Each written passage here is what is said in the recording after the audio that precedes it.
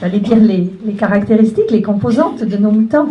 Alors, c'est vrai qu'on est très vite dans le ça c'est bien ou ça c'est pas bien, ça c'est une qualité, ça c'est un défaut, ça c'est positif, ça c'est négatif.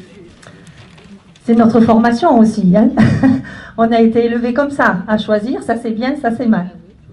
Voilà. Alors vous allez voir nos petits mutants, il ne faut pas croire que ils n'ont... J'ai entendu tout à l'heure à table, on en parlait, c'est pas qu'ils n'ont pas besoin de règles et qu'ils n'ont pas besoin qu'on leur apprenne et qu'on leur donne des repères. Ils en ont besoin de nous pour grandir et ils ne grandiront pas sans nous. Ce qui change, c'est le chemin, c'est la façon de leur donner ces repères. Voilà. Ils ont besoin d'interdits, bien sûr. Perrine n'a pas eu le temps ce matin de tout dégager, je vais vous en donner quelques-uns. Il y a des interdits, et des interdits qui sont non négociables. Si on commence par ça, pour construire un enfant, il a besoin de repères. Et les 3 premiers repères, et c'est du non négociable dès qu'il naît, et jusqu'à ce qu'il meure. Alors, c'est « tu ne fais pas de mal, ni à toi, ni à l'autre ». Ça, c'est un non négociable. Quand ce matin, elle vous a dit « rien n'est interdit, tout est négociable », il y a quand même des non négociables. Celui-là, il est non négociable. Tu ne te fais pas de mal à toi. Ni avec des mots, ni avec des gestes, ni avec... Et tu ne fais pas de mal à l'autre. Ça fait partie du non négociable. La sécurité. Tu ne te mets pas en danger et tu ne mets pas en danger l'autre. Alors en tant que parent, en tant qu'éducateur, hein, ça sera tous les risques à la maison avec la lumière, avec le feu, avec les armes, avec les couteaux, voilà. Ça, c'est du non négociable et c'est de l'éducatif dès que l'enfant vient au monde. Après, il y a le rituel.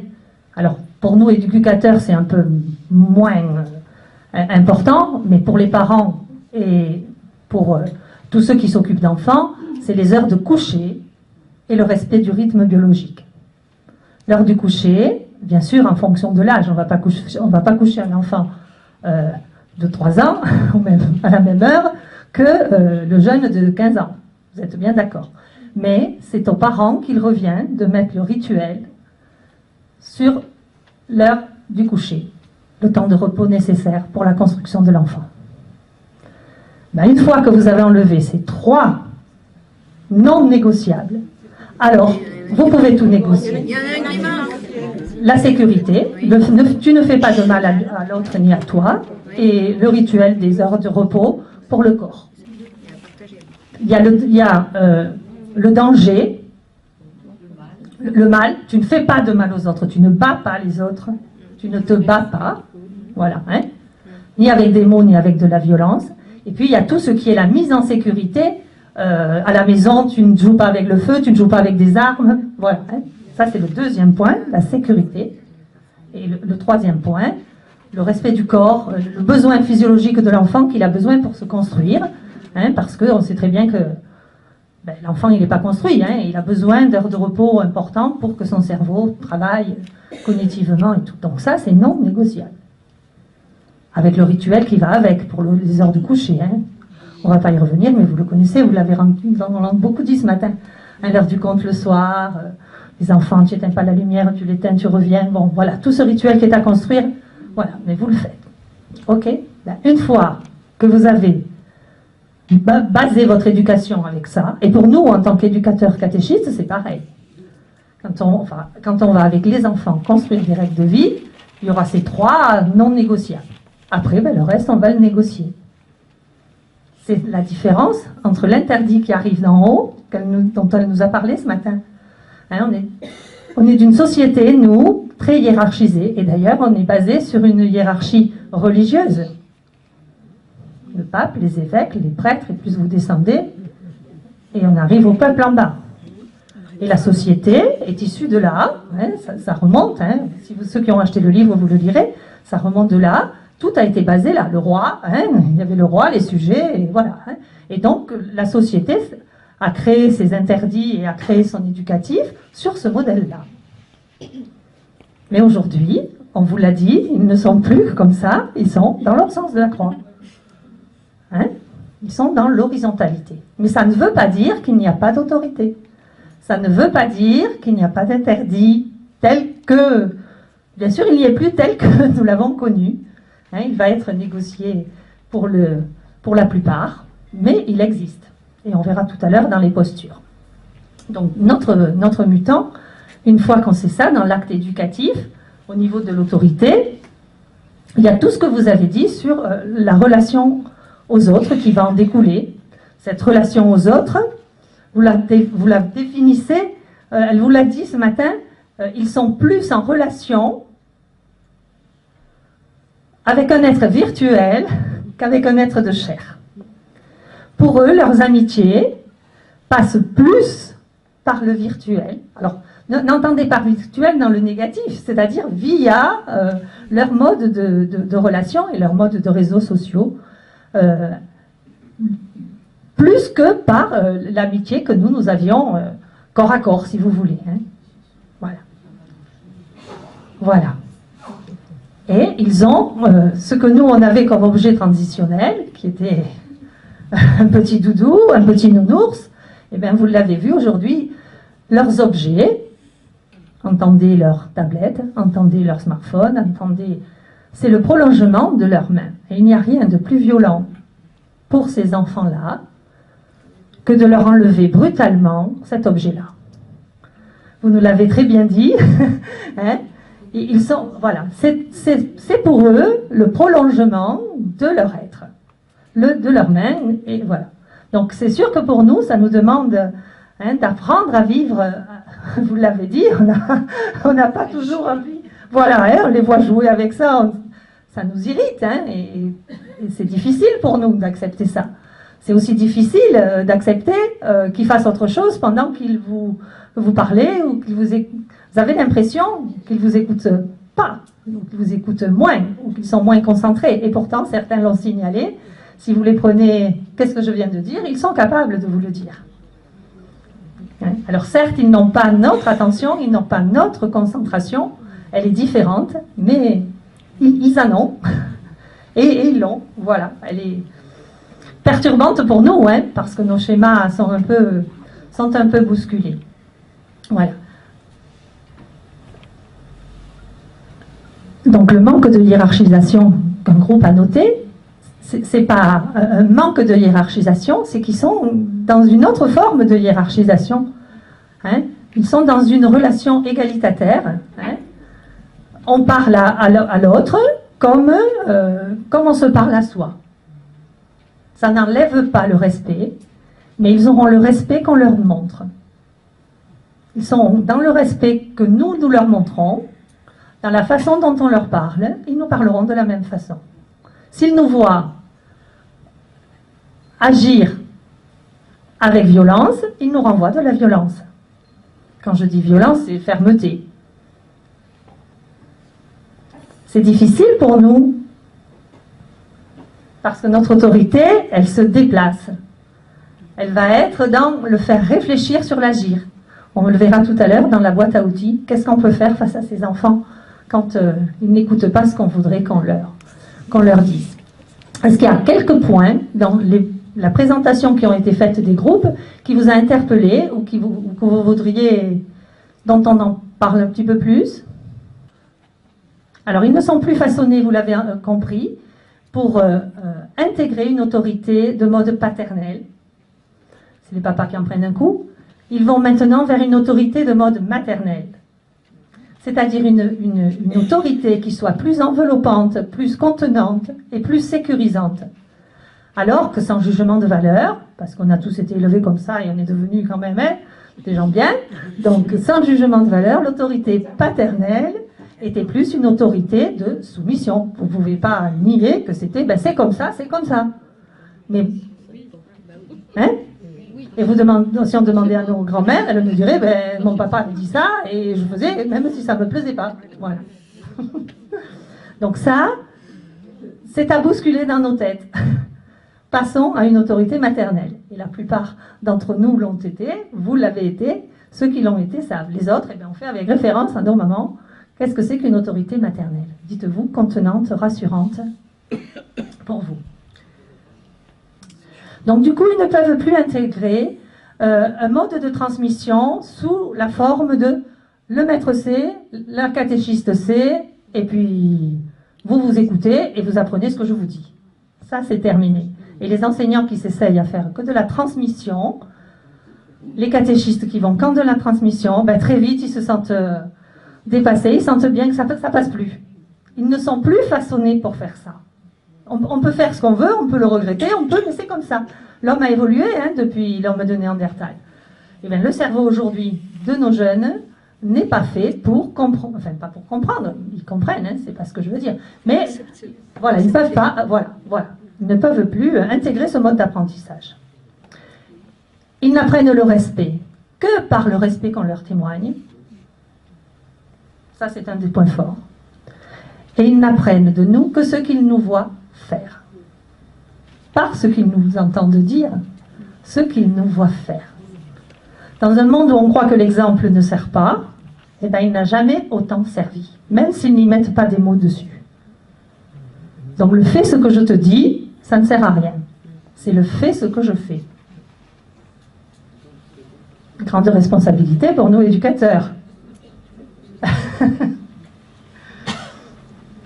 Ils ont donc autorité sur eux-mêmes, c'est-à-dire qu'il faut qu'ils comprennent, dans l'autorité horizontale, il faut qu'ils comprennent d'où vient cette autorité et pourquoi. Voilà pourquoi on dira qu'elle sera négociée, c'est parce qu'elle va être plus explicitée que ce qu'elle l'a peut-être été pour nous, parce qu'ils font autorité sur eux-mêmes. Et si eux, ils arrivent à dire « oui, c'est bon pour moi », alors ils le feront. Il faut qu'ils se l'approprient, voilà. Il faut que tant qu'ils ne s'approprient pas, ça ne veut pas dire... Alors, ça demande peut-être pour nous, on le verra, un peu plus de patience et de... voilà. Ils se considèrent égaux dans la relation, on l'a dit depuis le début. Ça, il faut... L'adulte est sur le même plan que les copains. Alors souvent, on a envie de leur dire « mais tu as vu comme tu me parles? Attends, je ne suis pas ton copain. » Ça ne vous est pas arrivé? Moi, ça m'est arrivé. Même à mes neveux et nièces, à mes élèves, certes, mais... je ne suis pas ton copain. Ils vous regardent, ils ont l'air de dire « mais pourquoi elle te dit ça ?» Parce que... mais il faut leur dire quand même. Il faut leur dire quand même. À la fois, il faut leur dire, mais ça veut donc dire, si on dit ça, ça veut donc dire, fais ce que je te dis parce que je fais. Ça veut dire qu'à ton copain, tu ne parles pas. Et quelque part, non. Quelque part, dans le respect que l'on donne aux élèves, c'est le même respect qu'ils doivent avoir entre copains. C'est pas parce que tu es un copain que je vais te traiter de tous les noms. Oui, mais bon, moi, s'ils nous traitent de tous les noms, c'est pas... Ah ben, c'est pas tolérable ni pour vous, mais c'est pas tolérable pour le copain non plus. Ça, c'est sûr. Voilà, c'est dans le non négociable, ça. Tout à fait. Tu ne parles pas comme ça, je ne te parle pas comme ça, tu ne me parles pas comme ça. C'est pas, je suis pas ton copain. Enfin, je ne sais pas si vous comprenez ce que je veux dire. C'est je ne te parle pas comme ça, tu ne me parles pas comme ça. Moi, adulte, je ne te parlerai pas comme ça. Donc toi, tu ne me parles pas comme ça. Mais entre eux, les copains, Entre eux, après, bon, s'ils se le disent, mais ils ne sont pas si tendres que ça entre eux. Ne croyez pas. Ne croyez pas. après, entre eux, oui. Voilà. Quand même leur dire. Ils vivent le présent. Et on le redit encore une fois, mais c'est important pour vous aussi. Pour nous aussi, de bien se le mettre dans la tête, c'est un présent qui se déplace, donc allez leur parler de quand tu seras plus grand, tu verras. Non, aujourd'hui, regarde. Et ça, tu le sauras. Ils ont besoin de changement, de temps et d'espace. Et ils ont besoin d'une grande part d'initiative. C'est des enfants qui ont besoin de créer par eux-mêmes, d'agir par eux-mêmes, d'expérimenter par eux-mêmes.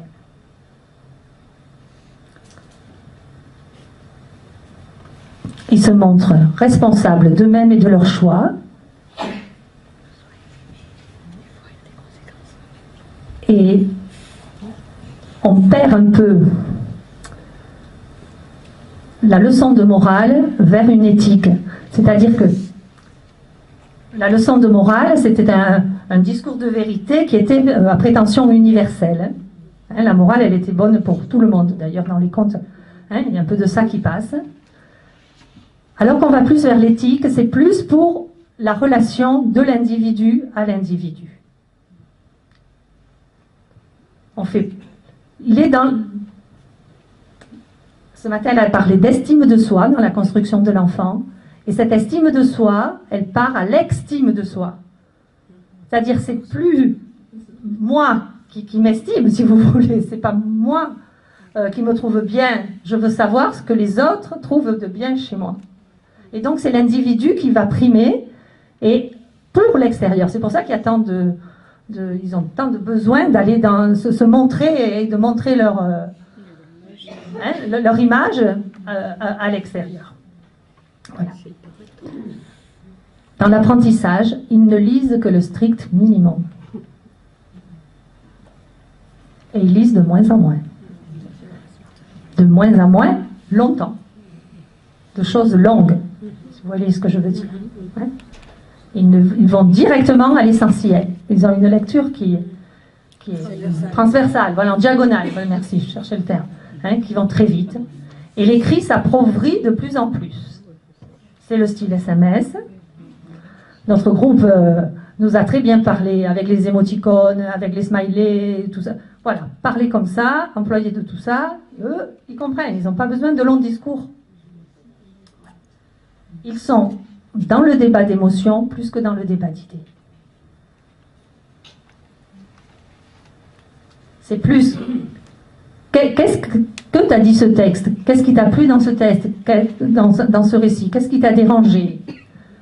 Plus que qu'est-ce que tu as compris de ceci ou de cela. Il faut passer par la porte. Où ça t'a rejoint? Où ça t'a interpellé? Qu'est-ce que ça t'a fait? Où ça t'a bousculé? Est-ce que... Voilà. Et de là, après, ils arriveront à exprimer et à dire. Ils ont de la difficulté à accepter une idée contradictoire. Ils n'aiment pas qu'on leur dise le contraire de ce qu'ils pensent. Tout l'art de la négociation qui va être, on en reparlera, il va falloir passer par l'art de l'amener à penser que ce qu'il est en train de dire n'est pas bon. Mais il faut que ce soit lui qui trouve que c'est pas bon. Parce que si c'est vous qui lui dites non, non, t'as tort, eh bien, il aura du mal à l'intégrer. Par contre, il faut l'amener à réfléchir, à lui renvoyer les questions pour qu'il arrive à trouver la faille dans ce qu'il dit, qui fait que il se trompe. Parce que ce qu'il fait, c'est pas ça. Et en fait, ils ont besoin de bouger beaucoup. On peut le déplorer, mais c'est comme ça. Et ils ont besoin de bouger. Voilà.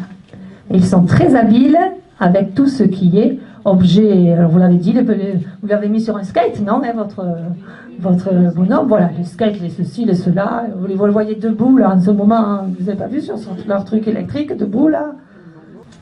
Alors on va passer maintenant, nous, pauvres catéchistes, avec tout ça, qu'est-ce que nous allons faire? Alors vous l'avez bien exprimé, réunir des jeunes dans une salle pour un moment de découverte catéchétique, c'est ce qui nous anime et c'est le Sage Challenge qu'on veut relever ensemble, bien sûr. Alors on se prépare, on se donne du mal, on a déjà pensé avant de venir, bien sûr, si la catéchiste a oublié son livre, elle sait pas trop de quoi elle va parler, elle a moins de chances que ça se passe bien. Donc vous savez bien que, même s'il faut savoir improviser, vous l'avez dit, et qu'il faudra savoir s'adapter, mais non, nous sommes conscients que nous avons plein de bonne volonté, bien préparé nos affaires, et puis nous voilà arrivés.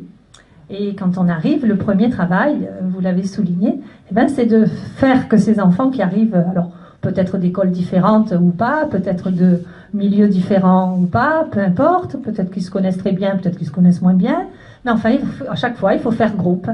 Ils arrivent avec leur journée qui a été vécue, et il faut faire groupe, et il faut passer d'un extérieur à un intérieur.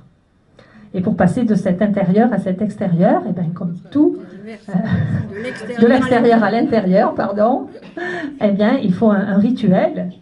Alors, ça veut dire quoi un rituel? Ça veut dire qu'il va y avoir quelque chose qui marque que, ça y est, on rentre. Alors ça peut être chanter, ça peut être il y a une bougie qui a été allumée, ça peut être... voilà, vous trouvez ce qui vous correspond. Mais la salle où on est, elle a été préparée, elle est pensée pour le groupe. Les tables sont mises où on demande aux enfants, quand ils arrivent, d'y participer. Hein, vous les rendez acteurs, mais il faut qu'il y ait quelque chose. Alors ça, c'est propre. Hein, il n'y a pas la recette de Madame Truc qui va bien pour Madame Bidule, mais chacun trouve. Il faut qu'il y ait un moment où les enfants, vont se retrouver. Maintenant, ça va commencer, si vous voulez. Hein, comme le chantait si bien Michel Fugain. Voilà. Et la posture et l'attention mentale nécessaire aux jeunes, eh bien, elle va se jouer là, dans l'entrée qui va se passer. Alors, il y a besoin, on vous a dit qu'ils étaient dans l'émotion, ils ont besoin de se sentir pris en considération. Et donc, il ne faut pas faire fi d'un seul coup, pouf, de passer direct. Bon, allez, aujourd'hui, page de temps numéro tant, on va parler d'Abraham ou de je ne sais quoi. Hein, il faut laisser le temps aux émotions. Hein, c'est pour eux, certains, une frustration d'avoir laissé des tas de choses. Eh bien, il faut pouvoir, là, bien sûr, pas s'y éterniser, mais trouver un temps ici pour les aider. Et la priorité pour nous animateurs, c'est qu'ils rentrent dans cette salle avec une envie. Vous avez dit, certains manquaient de motivation. C'est très subjectif, la motivation. Pour aller quelque part, il faut que le sujet m'intéresse. Si aujourd'hui on vous avait dit, tu vas à la formation sans vous dire de quoi ça allait parler, peut-être que vous seriez venu avec les pieds de plomb. Hein? Quand ils viennent au caté, ils ne savent pas toujours, ils savent qu'on va faire du caté, mais ils ont laissé des choses tellement passionnantes que c'est parfois pour eux difficile, hein, de les avoir laissées. Mais pourtant, ils sont là et tout doit indiquer aux enfants qu'on les attendait là. À propos de l'autorité, on a dit tout à l'heure qu'ils avaient besoin de repères, ils ont donc besoin de règles pour vivre ensemble. Et peut-être que nous, on ne sait pas assez leur faire construire ensemble les règles de vie qui vont leur permettre. Alors, généralement, ça se fait dans les premières semaines, mais il n'est jamais trop tard pour bien faire. Si ce n'est pas fait encore dans votre groupe, eh bien, il faut qu'ensemble, on négocie avec les 3 interdits non négociables posés par l'adulte. Eh bien, comment on va vivre ensemble? Et ces règles, elles vont être affichées, elles vont être dessinées. Hein. Vous laissez les enfants s'approprier la façon dont ils vont transcrire leurs règles, mais le règlement, il a besoin d'être fait. Et pour que leur autorité devienne leur autorité, puisqu'ils ont autorité sur eux-mêmes, eh bien, c'est leur écrit qui sera référence et auquel vous vous référerez.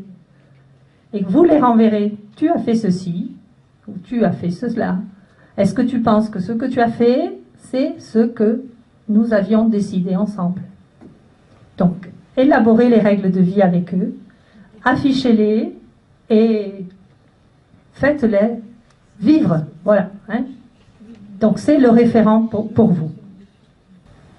Négocier, ce n'est pas capituler. Ce n'est pas... Hein, ce n'est pas ne pas se faire obéir, ce n'est pas ne pas avoir d'autorité. Il faut qu'on arrive à se dire ça. C'est pas parce que je négocie que je n'ai pas d'autorité, c'est pas parce que je négocie que je ne me fais pas obéir. Il faut passer du fais ceci, fais cela, ne fais pas ci, ne fais pas ça, à l'injonction à penser. Nos jeunes ont besoin d'injonctions à penser. Ils ont besoin qu'on les ramène à eux-mêmes. Est-ce que tu penses que dans cette situation, tu ne pouvais pas faire autrement? Est-ce que tu as pensé en faisant ça, ce que ça pouvait faire à ton copain? Plutôt que de lui dire, tu es un méchant, ou enfin, tu as fait mal à l'autre, tu as fait ceci, tu as fait cela. Enfin, que l'adulte, voilà, il renvoie à l'enfant pour que lui-même puisse analyser ce qu'il a fait. Es-tu sûr qu'il n'y avait pas une autre solution? Voilà. Et ça, c'est pareil dans le débat. Renvoyer la question. Ma réponse n'est pas forcément sa réponse au moment où je vais la lui donner. Et pour qu'il l'intègre, eh bien, il faut qu'il la découvre. Il est fait comme ça. Converser avec un mutant, c'est un mode de dialogue à la fois plein plein de mimiques et plein de langage. Vous l'avez dit, ils ont besoin de bouger, ils ont besoin de choses synthétiques. Hein. Alors, plus vous y mettrez un peu d'humour, plus vous y mettrez, hein, eh bien, mieux ça passera. À ton égal, sans ton autoritaire. Si vous leur envoyez d'un ton autoritaire, ils vous répondront. Vous l'avez compris. Si ce soir on a compris, enfin, quand vous avez compris ça, que vous avez un mutant en face de vous, que vous voulez le faire céder, vous savez que si vous y alliez par la force, il vous enverra 10 fois plus de force. Donc comme c'est pas lui qui va céder parce qu'il ne peut pas céder, alors c'est là peut-être que pour nous c'est dur, il faut savoir biaiser pour que notre autorité reste notre autorité parce qu'il en a besoin. Hein. Ne croyez pas que quand ils font ça, c'est parce qu'ils veulent... non, ils la cherchent, notre autorité. Voilà. Mais n'allons... Si vous voulez, c'est plus frontal. Voilà. Hein. Il faut éviter l'affrontement. Notre travail d'éducateur, là, c'est inlassablement de souligner les incohérences, les maladresses, ce qui peut être violent. Hein. Voilà, puisque, rappelez-vous, ils sont dans l'émotion, renvoyez toujours à là-dessus. On a parlé d'une attention, moins soutenue, plus brève, comment on dit, éparpillée, voilà. Hein. Sachez que pour être attentif, ils ont besoin, encore plus, de savoir à l'avance l'objet, ce qui va être important dans ce que vous allez leur dire. Et pourquoi vous allez leur faire lire ce texte? Si vous voulez qu'ils y soient attentifs, il faut qu'ils sachent qu'après ce texte, ce qu'ils vont en faire. Si vous leur lisez le texte et qu'après, à la fin du texte, vous leur disiez « Alors de quoi ça parlait ?» 9 fois sur 10, ils n'en sauront rien.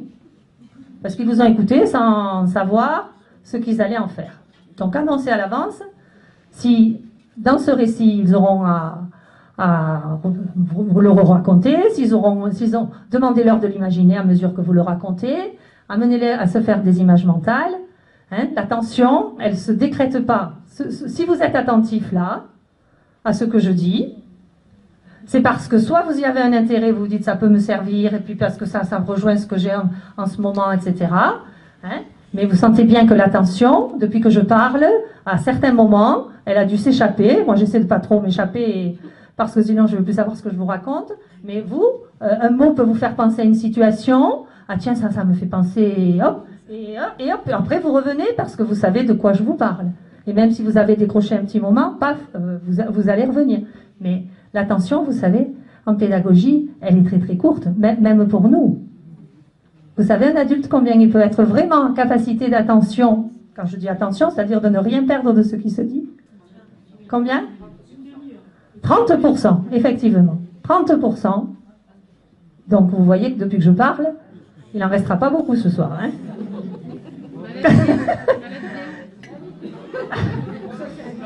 C'est pour ça qu'il y a la vidéo. C'est pour ça. 30%, oui. Bon, après, il y a la mémoire. Mais ça sera un autre sujet, ça. Hein. Comment on fait pour garder un peu plus? Alors, nos jeunes ont besoin de bouger, de changer, d'agir. De jouer, voilà. Oui, mais quand on dit bouger, c'est jouer. Ça peut être jouer. On peut, hein. Ils se construisent par le jeu, ça, j'espère que vous le savez au moins. Hein. Ils se construisent par le jeu. Elle nous l'a dit ce matin, hein. Ils jouent à papa-maman quand ils commencent à... Hein. Ils jouent à ceci, ils jouent à cela. Hein. Le jeu, vous savez. Trois actions, si vous pouvez, dans vos séances, si on arrive à faire. Agir, observer et expérimenter. Vous gardez ces 3 verbes. Agir, observer, expérimenter. À quel moment ils agissent, à quel moment ils observent. Voilà. Et vous faites... Agir, on peut agir sans expérimenter. Si vous déplacez des chaises, hein, expérimenter, c'est vraiment se mettre en situation d'hypothèse, hein, imaginer. Hein, voilà. Hein. Faites-les créer.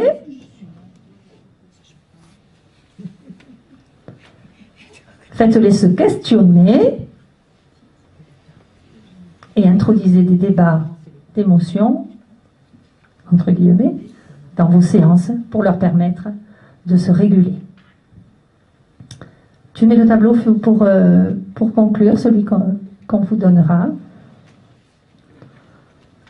Vous avez un peu schématisé. Donc, hein? Autorité, on l'a vu. Autorité maternelle, autorité de proximité. Il négocie, met en place des rituels. Il partage les responsabilités. Et le je fais comme je fais est la règle. Dans la relation au groupe, il y a l'individu. Il élabore avec eux les règles de vie. Il impose les non négociables. Jamais de comportement. Alors, je vous ai remis les non négociables. Ce sont jamais de comportement agressif envers les autres adultes ou enfants, comme envers soi-même. Jamais de mise en danger. Je ne vous ai pas mis l'heure de la sieste et du coucher, puisque j'espère que ils ne viennent pas à minuit ici. Hein, c'est l'heure d'arriver à la séance. Le foot, voilà.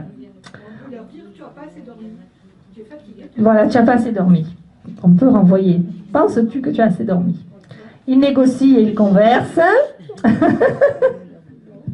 Eh oui. Accepte une approche égalitaire.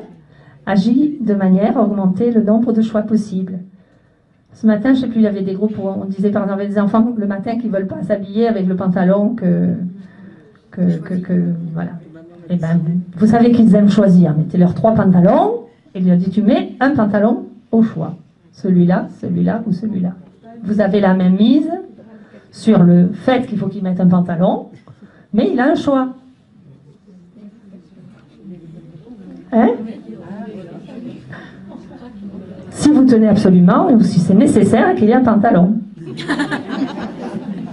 Maintenant, si c'est... Bon. Avec le froid qu'il fait, des fois. Ça, c'est vous qui avez froid, vous savez. Moi, j'ai 3 pulls ouverts, et autour de moi, je suis appelée la frileuse, parce que j'ai une nièce, elle est toujours en t-shirt. Je ne sais pas ce que c'est qu'un pull ouvert, mais bon. J'ai eu en classe, les enfants arrivaient en pyjama.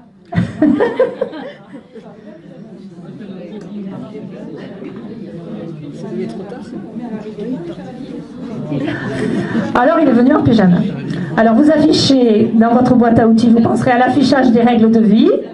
Alors, sous forme de pictogrammes, sous forme d'émoticônes, sous forme de... vous voulez, et c'est eux qui choisiront. Hein.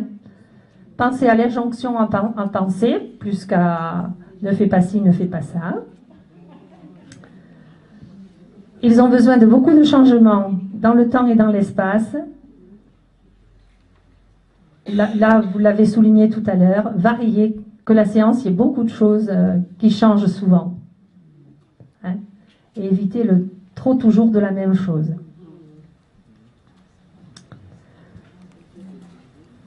Les rendre acteurs, voilà, arrêtez le toujours plus de la même chose. Converser avec eux et avoir de notre part une écoute attentive aussi envers eux.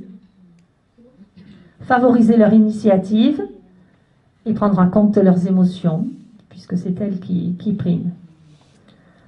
Alors, l'injonction à penser, ça renvoie les questions. À ton avis, que fait-on d'habitude dans cette situation? Tu es sûr que, voilà, hein, que tu ne pouvais pas faire autrement, etc. On ne le dit pas, mais, enfin, on ne l'a pas souligné, mais ils ont un grand plaisir à jouer avec le par cœur. Je ne sais pas si vous avez vu dans leur tablette ou autre, ils imitent beaucoup et ils refont beaucoup les chanteurs ou les... Je sais pas, hein, voilà. Donc ils aiment jouer avec ça et ils le transforment. Donc servez-vous aussi de ça. Faire agir, observer, expérimenter, créer, innover, ça vous l'avez vu. Utilisez bien sûr les médias, vous ne pouvez pas vous en passer. Alors n'ayez pas peur de cet outil, ils sauront faire eux. Dites-leur la semaine prochaine, on a besoin de ça, ils vous le trouveront. Hein, et ils sauront allumer le vidéo ou l'ordinateur. Appuyez-vous sur eux, là, n'ayez pas peur. Au contraire, ils feront et ils seront ravis de vous apprendre. Et proposer des débats d'émotions plus que des débats d'idées. Voilà les grandes lignes. Pour aujourd'hui.